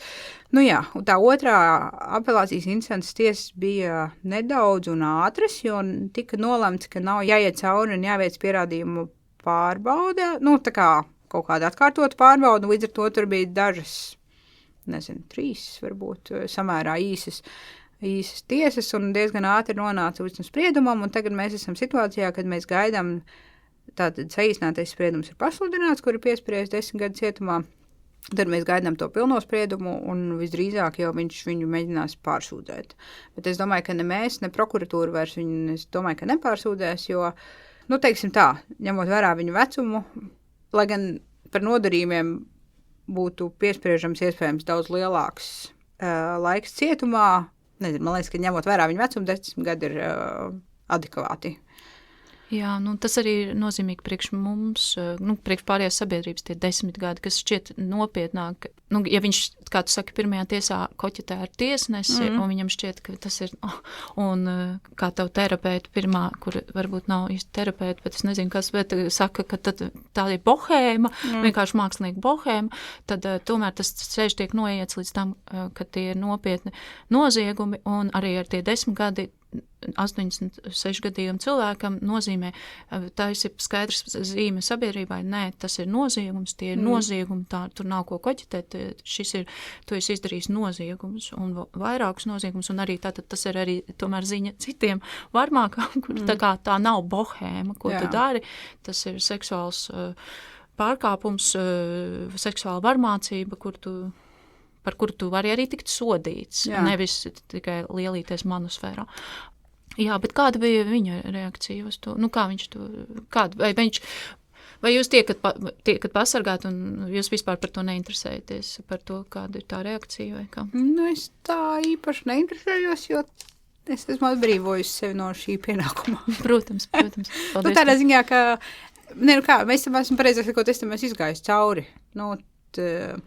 Pirms mēs gājām uz to policiju, tur bija visādi arī no ģimenes locekļiem pārmetumi, piemēram, ka jūs laikam esat ļaunis, ka jūs gribat, lai viņš nonāk cietumā, un tad viņi tur izvaro, jo mēs jau visi zinām, kas notiek ar pedofīliem cietumos. Varbūt. Un atkal tas ir tas pievēršanās, kas notiks ar viņu, kas notiks ar viņu. Un tātad cik bija tur cietušās? Tiesais 7, bet tātad ir, es saprotu, vēl vairāk. Tātad, kas notiek ar šiem cilvēkiem, 7 cilvēkiem, tas nav tik būtiski. Bet tad es sazinājos ar pārstāvi no Iļuciema sieviešu cietuma, un viņi man izstāstīja, ka viss ir kārtībā. Jā, tas ir sieviešu cietums. Es esmu dzirdējusi, ka sieviešu cietums ir gandrīz vai vieta, kur var nokļūt un atbrīvoties no atkarībām un atrast ticību. Tādā ziņā, ka mēs esam Eiropas Savienībā, tiesiskā valstī. Pirmkārt, cik ļoti to var nodrošināt, tas varbūt no reizi uzreiz atšķirās, bet tomēr mēs esam civilizētā sabiedrībā, kurā nav tā, ka kādu nodod saplosīšanai. Es nevaru garantēt, ka tam cilvēkam būs laimīgāka dzīve cietumā nekā ārpus, tas nav mans pienākums, bet tā nav mana atbildība. Ja protams, liekas, tā arī nebija tava atbildība taviem radiniekiem skaidrot šo. Jā, bet tādā ziņā, ka ja kādu satrauc šis jautājums, tad var iet un cīnīties par to, lai uzlabotu apstākļus cietumā, bet tā ir pilnīgi atsevišķa tēma. Tā nav mūsu tēma. Protams. Apstākļi cietumā ir atsevišķs jautājums, un līdz ar to, tādā ziņā, ka ir iziets tāds emocionālais karuseļi, dažādi emocionālie karuseļi ar dažādiem iniciatoriem no dažādām pusēm par to, kāpēc tas ir jādara, un kur ir kura cilvēka atbildība, un kur ir kura cilvēka vaina, un visādi tie jautājumi, nav tā, ka viņus neuzdod līdz cilvēki. Es melotu, ja es teiktu, ka viņi neuzdod, bet tā... Viņi uzdod jautājumus, kāda ir jūsu atbildība šajos notikumos? Vai tā, kāpēc mēs to dārām, un ko mums no tā vajag, un tur dažādi. Bet tā būtība ir tāda, ka tad, kad tu esi, pirmkārt, tādā ziņā, kad tu zini, kāpēc tu to dari, tad... lai cik viņi būtu nepatīkami, tu uz viņiem īstenībā var atbildēt uz tiem jautājumiem. Es nesaku, ka viņus vajag uzdot, absolūti ne. Un es nesaku, ka uz viņiem vajag varēt atbildēt, un ļoti iespējams, ka vajag vienkārši sūtīt ratā tos cilvēkus, kas viņus uzdod, bet dažreiz ir tā, ka tev ir kaut kāda emocionāla piesaistījuma cilvēkiem, un viņus īsti nevar aizsūtīt ratā kaut kādu bioloģisku apsvērumu dēļ, piemēram. Un tu vienkārši ļoti labsirdīgs cilvēks. Jo, es domāju, ka varbūt dažādi, ja cilvēks spēja pasūtīt ratā, tad pasūt ratā, bet ja nespēja, tad palīdz viņiem, mēģina palīdzēt un saprast. Es ceru, ka viņi novērtē to tavu ieguldījumu. Es necerētu, bet droši vien, ka nē. Bet tam nav nozīmes. Bet tas ir fantastiski. Kolosāli, ko jūs esat izdarījuši, un liels paldies jums. Paldies par šiem vārdiem. Jā, jo es teikšu, paudzes teikšu jūs svētīgs, bet to, ko es gribēju prasīt, ir par kas tevi un citas cietušās atbalstīja? Kas jums palīdzēja tajā ceļā? Mēs atbalstījām vienu otru. Mūs atbalstīja mans vīrs, mūs atbalstīja mans priekšnieks, kas palīdzēja finansēt advokātu. Mūs atbalstīja advokāts. Arī finansiālo saistību dēļ, jo viņš tika algots, bet arī tā, kopumā tas, respektīvi, atbalstīja dažādi cilvēki, ko es satiku dažādās vietās. Tādā ziņā, ka tad, kad tu publiski parunā par to, protams, ka noskaidrojās, ka apkārt tev, daži no kaimiņiem vai kaimiņienēm, precīzāk, tā kā jāsaka, bet dažādi cilvēki ir arī pārdzīvojuši dažādu veidu pārdarījumus un nav sapratuši, nav pieņemts, ka tev pie kaimiņu ciemos, un viņš jau sāk stāstīt par to, ka viņš ir pārdzīvojis seksuālu uzbrukumu jaunībā, bet tajā mirklī, kad viņš zina, ka tu esi kļuvis par cīnītāju šajā tēmā, tad viņš tev to var izstāstīt, jo viņš zina, ka tā ir droša vide, kur to var izstāstīt, un iespējams, ka viņš saņems pretī sapratni, ja ne kaut kādu ļoti lielu atbalstu, jo, bet vismaz to, ka tu zini, ka tu neesi viens, un tā ir droša vide, kur par kaut kādām tādām lietām var runāt. Un līdz ar to es tajā ceļā esmu saņēmusi ļoti daudz atbalstu no ļoti dažādiem cilvēkiem. Un es esmu nonākusi pie secinājuma, ka cilvēki, no kuriem es neesmu saņēmusi atbalstu, man ir iespēja izvēlēties, ar ko es to dzīvi veidoju un ar ko es eju turpmāk uz priekšu šajā dzīvē, un es esmu daļēji emocionāli norobežojušies no cilvēkiem, kuri visu laiku tikai apšauba vai tikai... Kuri apšauba? Jā. Kuriem ir nērti pieļaut šo situāciju, kuriem ir nērti domāt, saprast, ka tas ir noticis, viņiem ir jādzīvo viņu iluzorajā pasaulē, kurā... kurā tādas lietas nenotiek. Piemēram, kurā tādas lietas nenotiek viņu pašu kaut kādas drošības vai baļu dēļ. Bet tas, ko tu mini, ir ļoti svarīgi, jo man liekas, ka tas arī par to, ka tad, kad mēs izstāstam kādam, kas ir noticis, vai mēs sākam apzināties to, kas ir noticis, to pārdarījumu, kas ir noticis, tad kaut kādā brīdī, vai pat uzreiz, bet ir iespējama tā izvēles brīvība, ar ko es veidošu attiecības, ar ko es neveidošu attiecības. Kamēr tu esi iekšā tajā traumā, vēl kur ir tikai tevi, un tev šķiet, ka tu esi viens, un tev viņi ir jāslēpj, un tu esi bailēs, tā trauma, diemžēl, nosaka tavas izvēles bieži vien. Kamēr tu neesi viņu tā kā iznesis kaut cik ārā, vai lielākā vai mazākā mērā, un tad pēc tā trauma nosaka tavas izvēles. Tajā brīdī, kad viņi tiek iznesta tā vai citādi, iespējami izvēles brīvība jau daudz lielākā mērā. Jā, un droši vien, ka cilvēkiem, kuri tā kā netic vai apšauba vai raksta trupjus komentārus Facebookā, viņiem droši vien ir savas pieredzes, kas ir un kas ir tās viņu traumas, kas nosaka viņu uzvedības. Bet, šis varbūt ir pārāk liels jautājums, bet kas sabiedrībai būtu jādara, lai tas neatkārtotos, lai nebūtu pedofīlijas, lai nebūtu izvarošanas, nezinu. Man liekas, ka jāsāk ar to, ka ir jāatzīst, ka tas notiek. Jārunā par to, ka tas notiek. Un tas ir ne tikai šajā tēmā, tas ir tēmā par visiem pārdarījumiem un visām kļūdām. Jo tu nevari izlabot kļūdas, ko tu neatzīsti.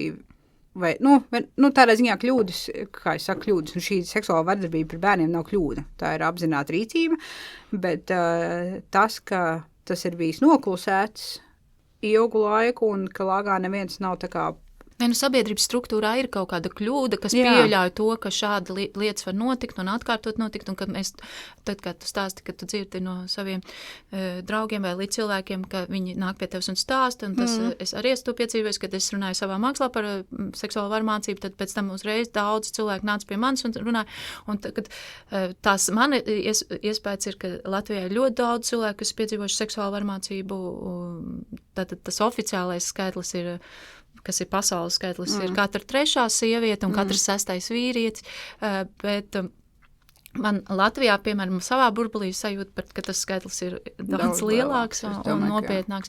Un tā ir tā kļūda tajā sabiedrības struktūrā, kaut kas tāds, sabiedrības kārtībā ir kaut kas tāds, kas pieļauj šo, atļauj šo, un kā tu saki, tas, ka mēs par to runājam, var izgaismot šo kļūdu, kas individuāli gadījumā tā ir viņa apzināta rīcība, bet, kas balstās tajā, ka ir šī kaut kāda kļūda tajā uzbūvē, arhitektūrā, sabiedrības arhitektūrā. Jā, un man liekas, ka viņa lielā mērā ir saistīta ar kaunu un vainu, ka mums ir grūti pateikt, ka es esmu kaut ko izdarījis vai neizdarījis, nosaukt, kas tas ir, ko tu esi izdarījis vai neizdarījis, un uzņemties par to atbildību. Tas arī izklausīsies varbūt nepareizi, bet, piemēram, atvainojoties. Man bija situācija, kur es, godīgi sakot, es domāju, ka Pēters Posers būtu atvainojies savām sievietēm, visām sievietēm, ka viņš ir nodarījis pāri, tātad nevis parītu, bet savas dzīves laikā atvainojies un nožēlojies to pāri darīto, ļoti iespējams viņam nebūtu jāsēž cietumā. Nevis tāpēc, ka tas, ko viņš ir nodarījis, nav krimināla noziegums, bet tajā attieksmē ir ļoti liela, tam ir liela nozīme. Tas neatsver nodarīto, bet tam ir liela nozīme. Man vienkārši bija interesanti, es esmu augusi vidē, kur bija nudismu, tātad nudistu kopienā. Līdz ar to es kā ļoti jauna meitene vai ļoti jauna sieviete daudz pavadīju vasarās laiku kopā ar kailiem pieaugušajiem, tā es to teiktu tajā laikā. Arī pati būdama sauļodamās kailu un tam līdzīgi. Un tad bija viena tāda epizode, kur viens mammas dzīvesbiedra draugs man uz dīvānu tā kā kutināja. Viņš tā kā mēģināja man kutināt, viņam bija kaut kādi 20 cik tur gadi, man bija kaut kādi 15, 16, un viņš tā kā mēģināja man iemācīties, lai man nekut, lai es tā kā atslābinos un varu izbaudīt šo brīnišķīgo nodarbi. Un tad kaut kādā vienā reizē es viņam zvanīju, lai izstāstītu, ka tagad, nesen tas bija, lai izstāstītu, ka man vispār tā epizode ļoti nepatika, ka es saprotu, ka viņš iespējams varbūt nesaprata, ko viņš dara, tādā ziņā, ka viņš mēs vienmēr sakam, ka viņi nesaprot, ko viņi dara, viņi saprot, ko viņi dara, bet tādā ziņā, ka tas varbūt nebija domāts kā uzbrukums, vai tas nebija domāts mani novest kaut kādā tādā sliktā sajūtā, bet tā bija ļoti skaidra man robežu pārkāpšana, un es gribēju viņam to izstāstīt, jo es zinu, ka viņš audzina dēlu, un man gribējās, lai viņš vienkārši zina un māca arī savam dēlam par to, ka robežas ir jāciena, un to es varas pozīcijā atsevišķos brīžos arī, tad, ja tu tā nejūties varbūt konkrēti, bet tomēr vecuma starpība ir jau pietiekami liela lieta, lai būtu varas pozīcija šādā situācijā.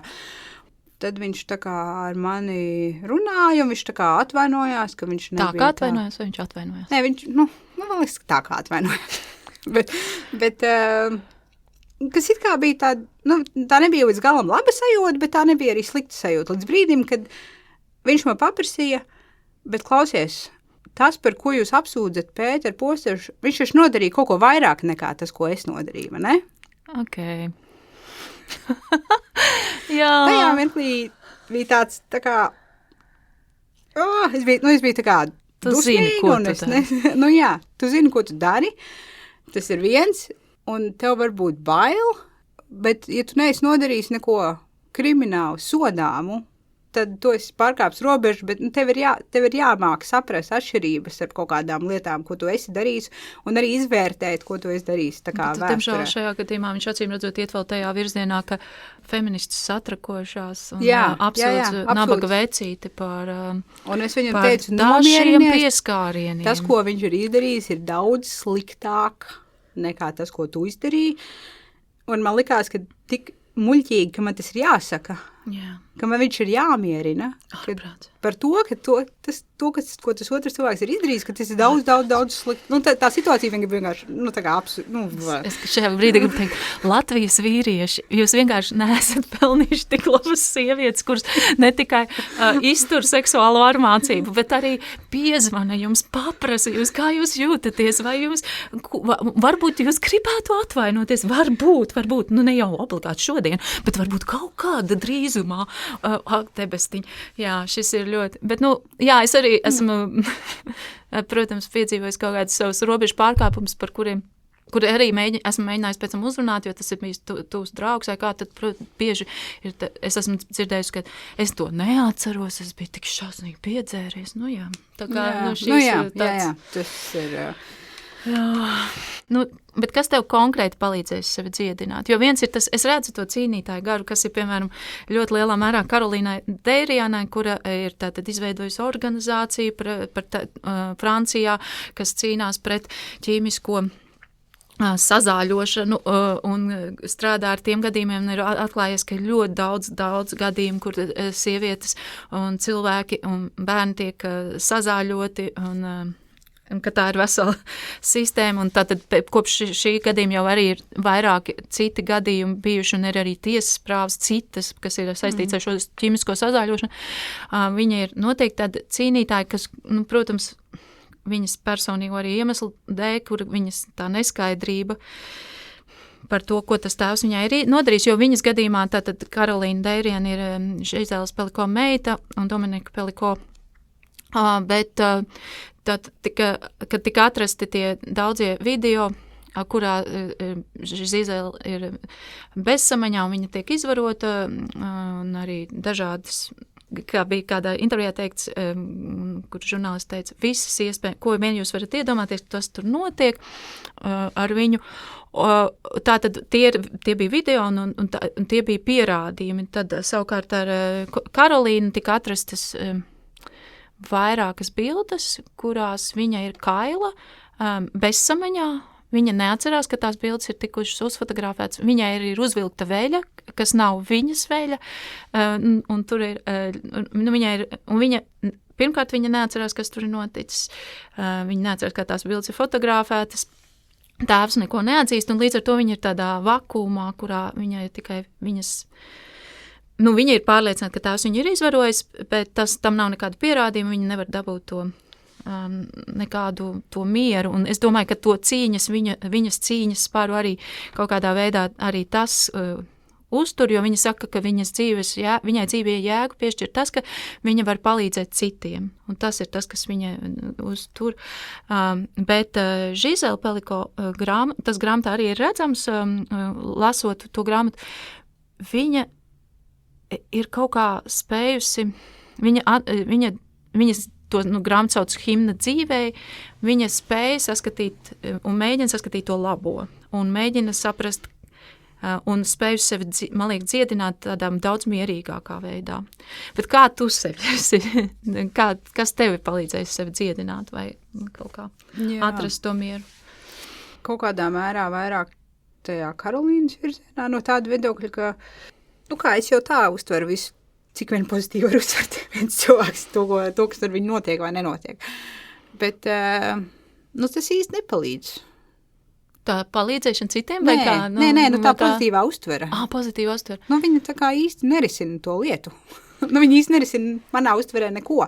Tas ir tā kā, kaut kad nesen bija, ir tāda satorija saruna kārtis, kur ir viens no jautājumiem ir, vai tu labāk gribētu, vai tavs bērns būtu, vai tu pats gribētu būt labāk gudrs vai laimīgs, vai gudra vai laimīga. Un negribot izklausīties augstprātīgi, man liekas, ka tu īsti ar to dzīves pieredzi, kas man ir, man liekas, ka tu īsti nevar būt laimīgs, ja tu neesi gudrs. Tas izklausās ļoti forši. Nē, protams. Tāpēc, ka tev var, tu nesaproti, tu it kā nesaproti, un tāpēc tev var nodarīt pāri, un tu esi tādā ievainojamā stāvoklī, un tev liekas, viss ir brīnišķīgi, lai gan nekas nav brīnišķīgi. Tas, ka mums ir ļoti, ļoti daudz lietas, kuras ir jārisina, un kurām par ko ir jārunā un par ko ir jācīnās, un tas ir ne tikai tādās smagās tēmās kā seksuāla varmācība, bet tas ir ļoti, ļoti daudz dažādās tēmās, kaut kāda finansiāla nevienlīdzība un vesela rinda arī arhitektūrā. Vesela rinda ar jautājumiem, par kuriem ir vieglāk nerunāt nekā runāt un tam līdzīgi, bet ja mēs gribam, lai tā pasaule būtu labāka vieta, tad mums ir jārunā par neērtiem jautājumiem un jārisina neērtas lietas un kaut kā ar to visu jāmēģina cīnīties. Un tā ir tā mana pieeja. Man pieeja ir sākumā atrast visas iespējamās problēmas un tad mēģināt visas šīs iespējamās problēmas atrisināt. Tas ir tā, kā es arī darbā strādāju.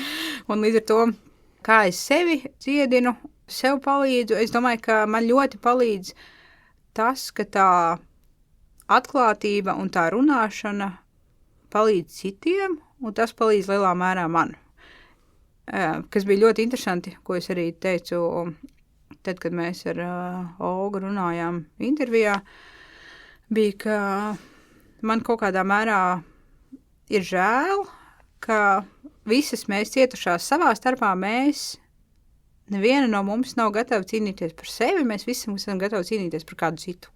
Viena no viņām, kas mūs pazina kā mazas meitenītes, saka, ja viņš būtu nodarījis pāri tikai man, es viņam varbūt piedodu, bet es nevaru piedot, ka viņš ir nodarījis pāri jums. Un līdzīgi ar mani. Man liekas, ka tas, kas ar mani notika, varbūt vēl tur tā vai šitā, bet tas, ko viņš ir nodarījis tev, tas ir gan ārprātīgi un par to ir jācīnās. Un tāpēc, un tas, ko man gribētos sev uzdāvināt un citiem uzdāvināt, ir to vēlmi cīnīties, motivāciju cīnīties par sevi. Es domāju, ka personīgi es pie tā varu nonākt tikai ejot šo te ceļu. Tādā ziņā, ka cīnoties par citiem, tu atpazīsti un sācis novērtēt sevi un to, kas tev ir izdarīts pāri un to savu vērtību. Saskatot vērtību citos, es varu saskatīt labāk vērtību sevī. Līdzīgi kā ir arī ar kaut kādām, man liekas, diezgan vienkāršām feministu lietām, tu nekad ne pret vienu citu sievieti nebūtu tik kritiska, kāda tu esi pret sevi. Un tad nedod citai tādu mīlestību. Tu dod citām vairāk mīlestību bieži nekā sev, bet man liekas, ka dodot citām tās rūpes un to mīlestību, tā kā izdodās dot viņu arī sev, tādā ziņā, ka tu iedod to mīlestību tai savai versijai, kurai tā mīlestība pietrūka tos 30 gadus atpakaļ. Tu viņu to kā iedod sev šodien. Caur citiem. Caur citiem. Brīnišķīgi, ko tu pateici, ka tas ir ļoti skaisti. Es negribu būt esenciāls, bet tas varbūt ir tas sievišķais kaut kāds spēks, kurš ir droši vien pieejams kura dzimuma cilvēkiem, bet sievietēs un cilvēkos, kas ir tikuši apspiesti, viņš ir saskatāms šī solidaritāte vai palīdzēšana citiem, kas tad kaut kādā veidā atļauj noticēt arī savai pašapziņai. Ja es varēju palīdzēt, tad varbūt ar mani nav tik slikti, un es esmu kaut kāds vērtīgs cilvēks, un man ir vērts iestāties arī par sevi. Jo tieši arī tās seksuālās varmācības noziegumi tieši ir bieži vien tādi, kur cilvēki notic ka varmākam varbūt ir taisnība kādā brīdī, ka tu neesi nekā vērts, ka tu esi vērts tikai, lai tev izmantot, un tad tā dziedināšana, kas nāk caur to, ka tu ieraugi to citu cilvēku, kuram tas ir nodarīts, un tu redzi, ka tā nav taisnība, ka viņš ir ļoti vērtīgs, tu viņam palīdzi, un tad tu arī iemācies. Nē, ka tu arī esi vērtīgs. Ka tu esi arī ļoti, ļoti vērtīgs.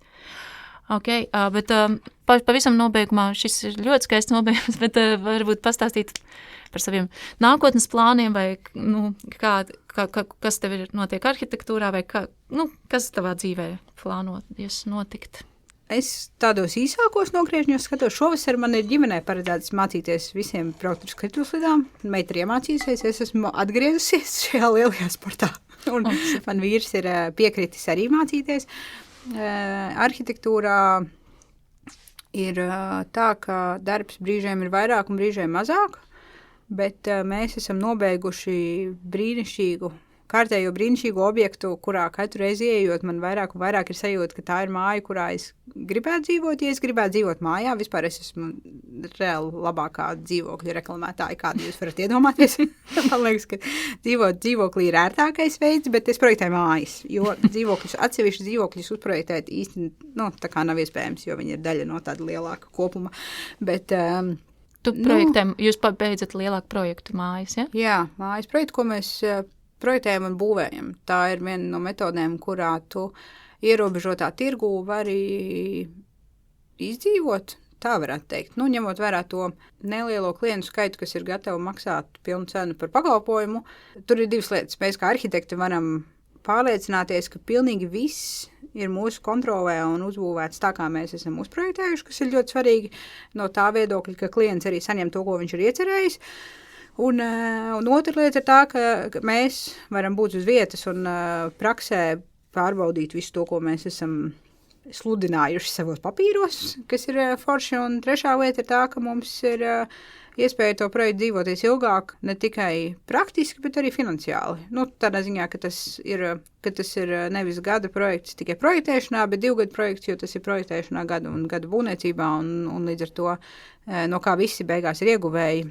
Vienīgi, protams, tas brīdis, kad tas objekts ir jānodod, tajā brīdī tu tiešām saproti, ka tu esi atbildīgs pie visa, kas tur ir noticis, un tad tas sloks var būt diezgan tāds paliels kaut kādā mērā, ka tu saproti, ka jebkurš jautājums, ko uzdod, tas ir tavs jautājums, un tad, bet... atbildības uzņemšanās atkal, bet kurā vietā var redzēt tavas mājas? Mums ir vairākas Jūrmalā, kas ir saistīts vienkārši ar to, ka mans priekšnieks ir no Jūrmalas vairāk, un līdz ar to viņš staigā tur ar sunīšiem un satiek cilvēkus, un kaut kā tā. Es domāju, ka drīzāk ar to, un tad viens klients izstāsta nākamajam, nodod tā kā informāciju par to, kur meklēt labus arhitektus, un tad viņi pie mums kaut kādā vienā vai otrā veidā nonāk. Nevis tāpēc, ka tā būtu kaut kāda citādāka veida apzināta izvēle vai tam līdzīgi. Labi, tad kā sauc jūsu firmu, kur jūs strādājat? Tā, GB Studio. GB Studio. Labi, liels paldies, Ruta. Jūs dzirdējāt sarunu ar arhitektu Rutu Rinkuli.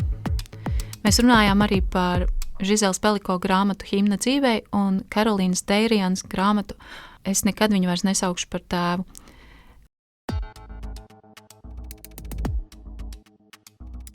Latvijas PEN podkāstu veidoja Inga Gaila un Anete Valaina.